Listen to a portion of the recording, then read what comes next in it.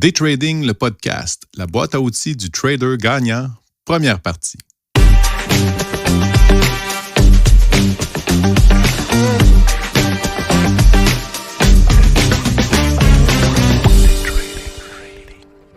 Bonjour à tous, chers boursicoteurs. J'espère que vous allez bien. Aujourd'hui, on va traiter d'un sujet qui nous est particulièrement souvent demandé. La question est, qu'est-ce que je devrais m'acheter comme ordinateur pour trader?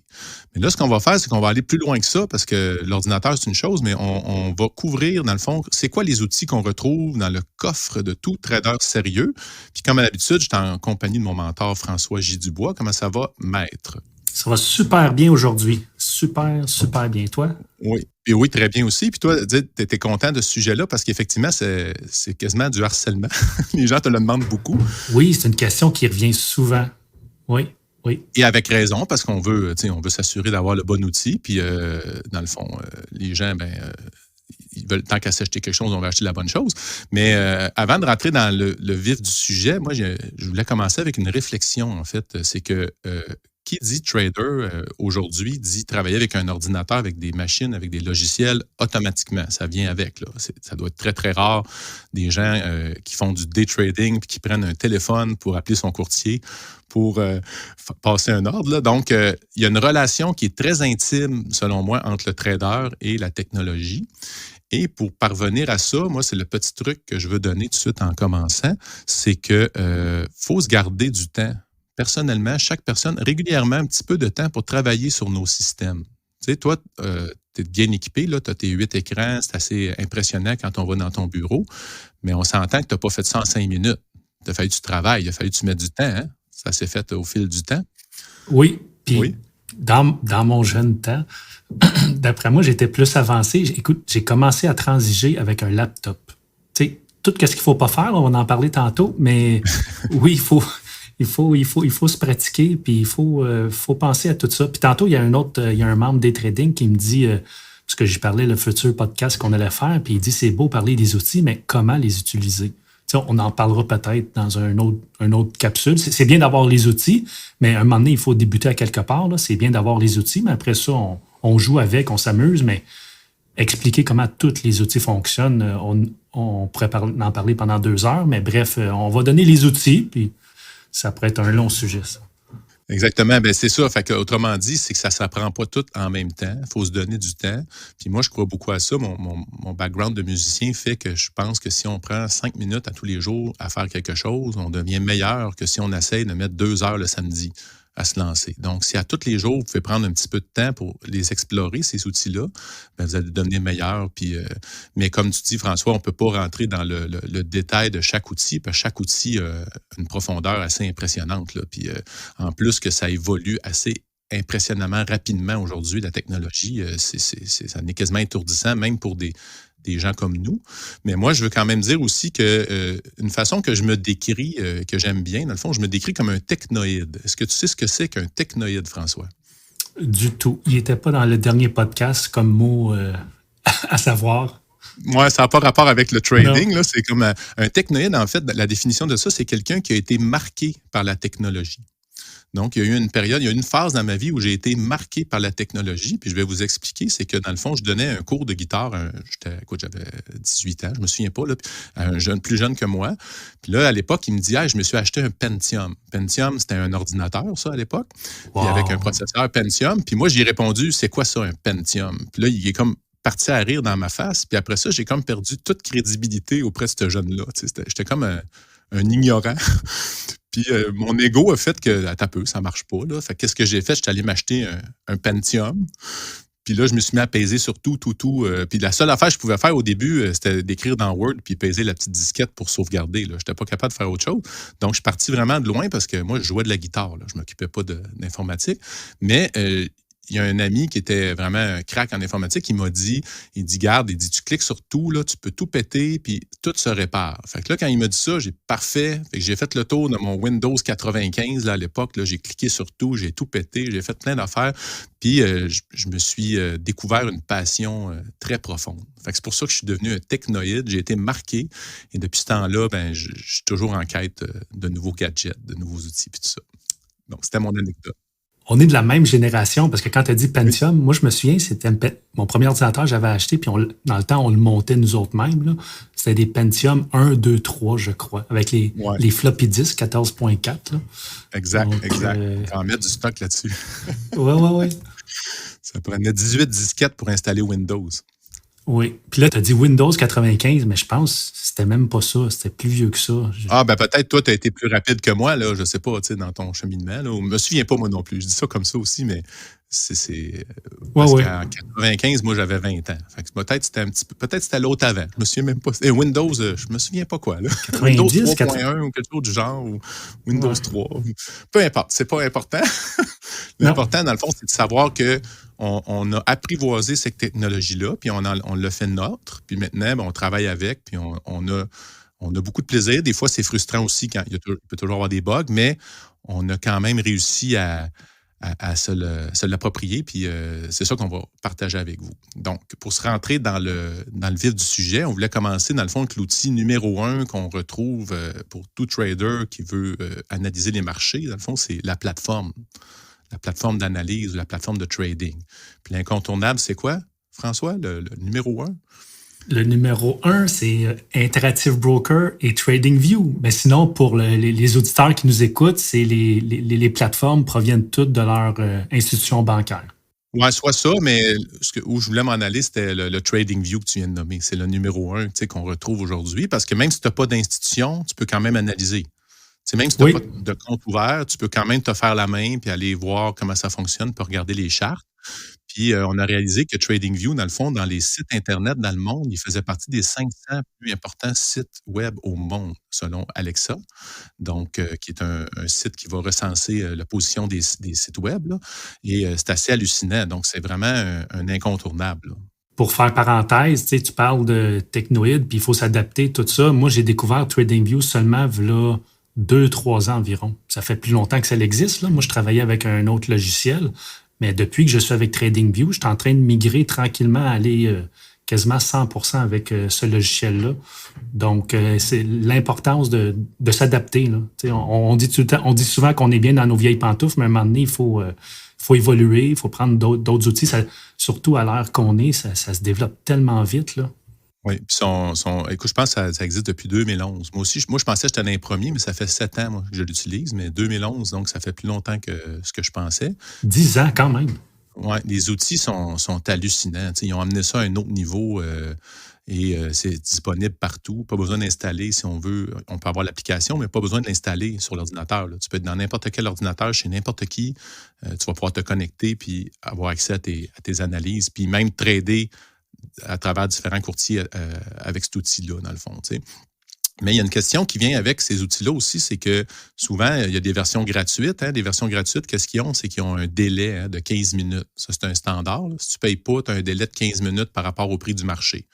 Donc, la question qui me venait, est-ce que je dois ou non m'abonner aux données en temps réel, selon toi?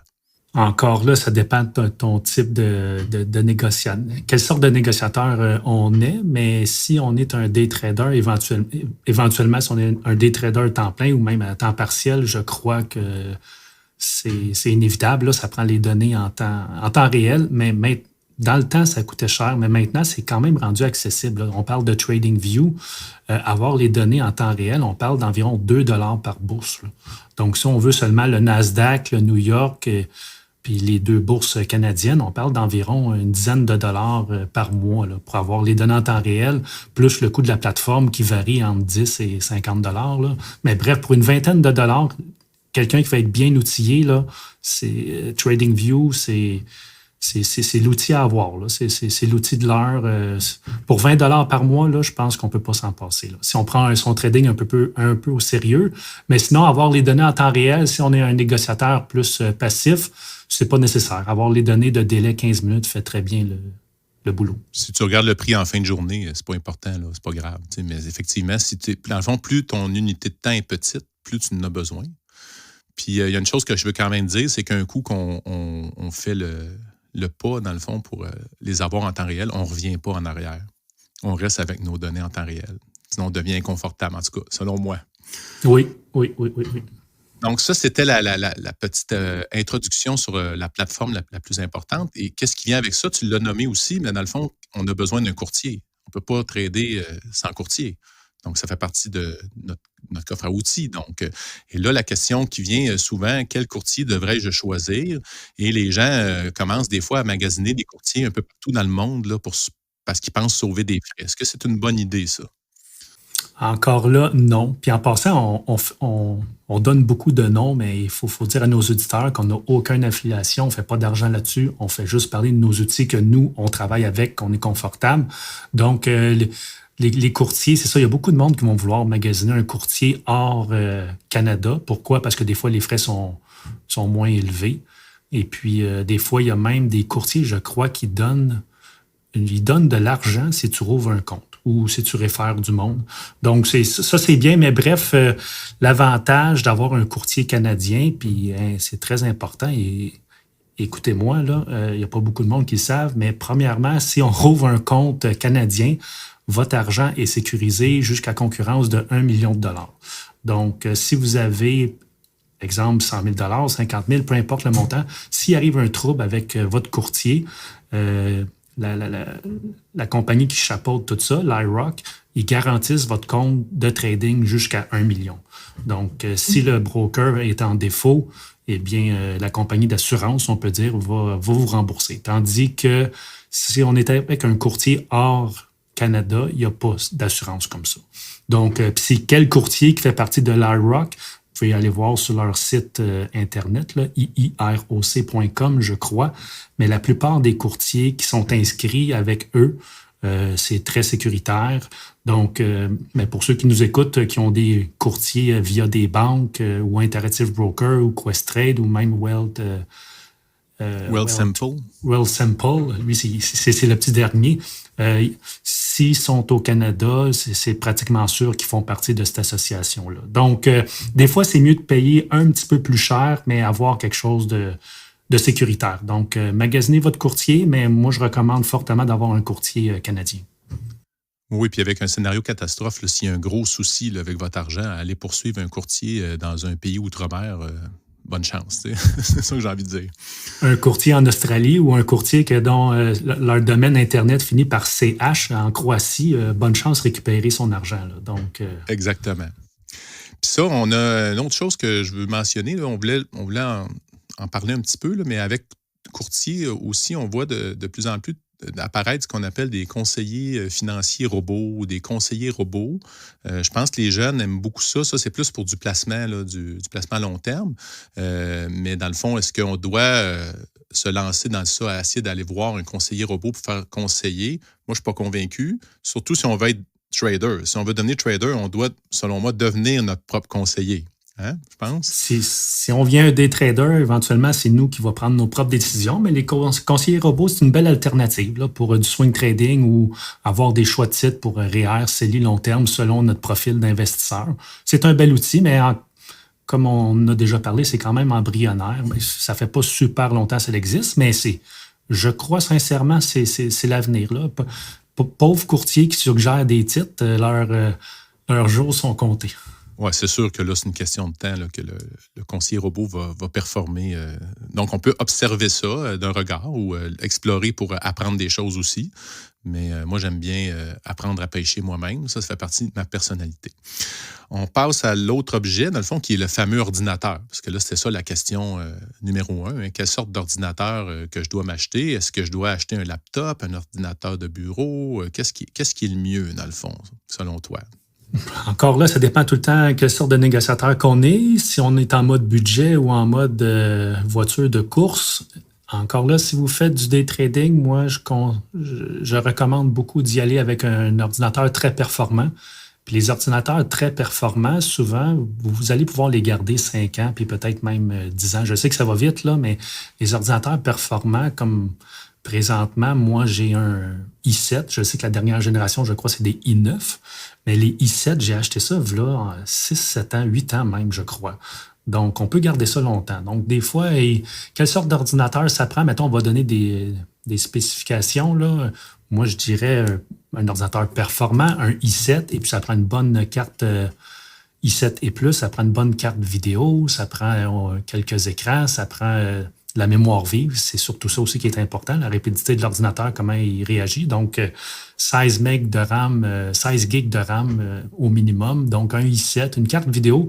Si on va aller un peu plus loin, on va en parler tantôt, mais les écrans, la plupart du monde, ils débutent avec 1 ou 2, 3 écrans, mais même jusqu'à 4 écrans, habituellement, la carte vidéo peut rouler, la carte vidéo de base de l'ordinateur peut rouler les 4 écrans. Mais si vous voulez aller pour plus que 4 écrans, il faut rajouter une autre carte vidéo ou avoir une meilleure carte vidéo. Là. Une carte vidéo de gaming, comme on dit.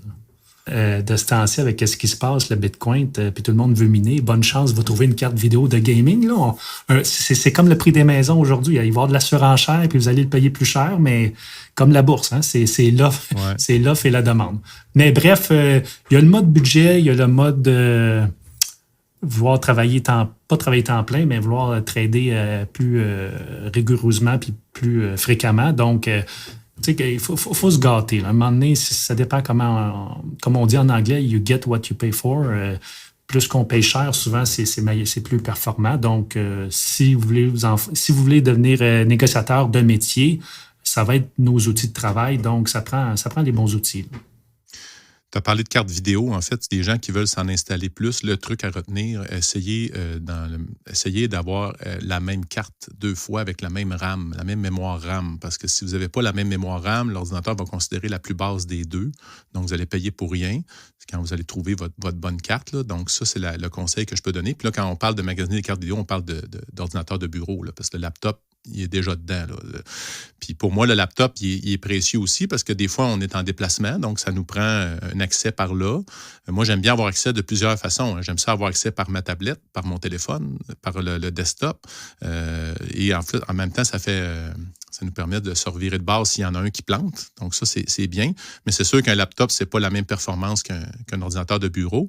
Puis moi, tu as parlé de durée, 5-10 ans. Moi, je suis un partisan d'essayer d'acheter. Moi, j'aime ça garder mes ordinateurs 10 ans.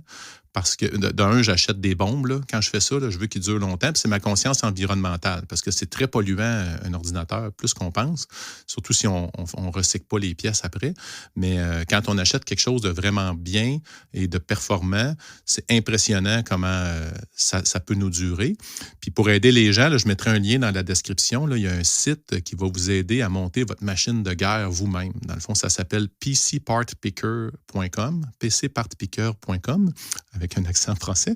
Et ce que ça va faire, c'est que vous allez pouvoir choisir vos pièces, dans le fond, puis vous montez votre machine, puis il va vous dire exactement s'ils sont compatibles les unes avec les autres. Parce qu'il y a de ça aussi, là, quand on magasine des pièces, est-ce qu'ils vont être compatibles?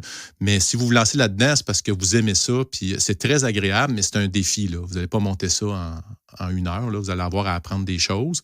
Mais c'est très, très agréable. Moi, j'ai aimé ça, faire ça aussi, monter ma machine. Le prochain, je vais le monter moi-même aussi. Un coup qu'on le fait, c'est vraiment agréable. Puis on sait exactement qu'est-ce qu'on a dans notre machine, dans notre ordinateur. Puis machine de guerre, c'est peu dire. Là. C'est des bombes qu'on a entre les mains. C'est incroyable. Pas mal plus puissant que ce qu'il y avait dans la navette Columbia là, pour aller dans l'espace. Oui, puis le monde, on a parlé de pièces, on a parlé de caractéristiques, mais on va parler de prix parce que encore là, ça revient souvent, combien ça coûte. Moi, je dis pour un desktop, un ordinateur, un ordinateur de bureau, si on est en mode budget, je crois que pour 500 $, on peut avoir quelque chose de bien. Oui. Mais si on veut vraiment aller pour une machine de guerre, comme on dit, il faut mettre la main dans sa poche, puis c'est au moins 1 000 $. Fait que bref, mode budget, là, entre 300 et 500 $, là, on peut avoir quelque chose de très bien, viable. On peut rouler 8 écrans, peut-être pas, mais jusqu'à 4 écrans, c'est correct. Mais quelqu'un qui veut faire ça plus à temps plein, il faut prévoir un bon 1 000 $. Puis si on va avec les laptops, parce que, comme tu as dit, c'est pas idéal de transiger là-dessus, mais ça dépanne bien. Mais un laptop, on double le prix. On le sait tous que des laptops, ça coûte plus cher. Là. Un bon laptop, mode budget, on peut y aller aussi 500 $. Là, mais comme moi, le dernier laptop que j'ai acheté, ça fait mal, mais comme toi, j'aime ça garder ça longtemps. J'ai payé 2 000 $. Là. Donc, laptop, c'est beaucoup plus dispendieux. Donc, allez-y aussi avec la simplicité. Là, une bonne tour, ordinateur tour à bureau, c'est très bien, c'est plus fonctionnel, ça répond mieux, c'est plus efficace. c'est plus agréable aussi quand ça lag pas, quand ça répond, quand tu cliques puis ça fait ce que tu veux que ça fasse tout de suite. C'est plus agréable. Oui. Puis t'es plus de confiance aussi. Donc là, ce qu'on réalise, c'est que ça fait déjà près de 20 minutes qu'on discute, moi et François, puis on veut essayer de garder les podcasts un petit peu plus courts parce qu'on en a fait un dans le passé qui était en haut de 40 minutes. Et ce qu'on va faire, c'est qu'on va le faire en 2 parties. Donc, pour cette partie-là, on va arrêter là et on espère que ça vous donne des pistes. Et dans le prochain épisode, dans le fond, on va poursuivre avec d'autres outils là, qui vont être, dans le fond, connexes à ce qu'on a comme ordinateur. Alors, on vous souhaite un bon trading et on se revoit là dans 2 semaines pour le prochain podcast avec la suite des choix technologiques de la trousse d'outils du trader gagnant. Bon trading à tous.